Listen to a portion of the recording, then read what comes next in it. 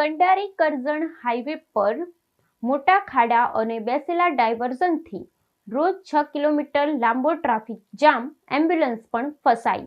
કંડારી Karjan highway પર મોટા ખાડા અને બેસેલા ડાયવર્ઝનથી રોજ 6 કિલોમીટર લાંબો ટ્રાફિક જામ, એમ્બ્યુલન્સ પણ ફસાઈ। કંડારી અને કરજણ વચ્ચેના નેશનલ હાઈવે 48 પર ભારે વરસાદને કારણે રસ્તામાં મોટા ખાડા પડ્યા છે અને ડાયવર્ઝનથી બેસી જવાથી રોજબરોજ 6 કિલોમીટર લાંબો ટ્રાફિક જામ સર્જાય છે।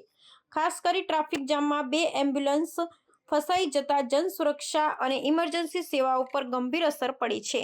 મોસમના વરસાદથી રસ્તાની મરામત વારંવાર બગડી જાય છે અને કાચા પેચવર્કથી સમસ્યા હલ થતી નથી। તાજેતરમાં 2 ટ્રક વચ્ચે અકસ્માત થતા સ્થિતિ વધુ ગંભીર બની હતી, જેના કારણે કલાકો સુધી ટ્રાફિક અટકી રહ્યો અને નાના વાહનોને ગામડાના રસ્તેથી ડાયવર્ટ થવું પડ્યું। બસો અને અન્ય વાહનો બગડતા ટ્રાફિક વધુ વધી ગયો અને હજારો મુસાફરોને લાંબી રાહ જોવી પડી હતી। આ વિસ્તારમાં રહેતા લોકો, ખાસ કરી જાંબુઆ બ્રિજ અને આર્યન રેસિડેન્સી પાસે રહેતા રહેવાસીઓએ તંત્ર સામે આક્રોશ વ્યક્ત કર્યો હતો। સ્કૂલના બાળકો વારંવાર મોડા પહોંચે છે અને રોજિંદા કામકાજમાં અવરોધ આવે છે। લોકો તાત્કાલિક અને કાયમી ઉકેલની માંગ કરી રહ્યા છે, કારણ કે અડધા અધૂરા કામથી સમસ્યા યથાવત રહી છે।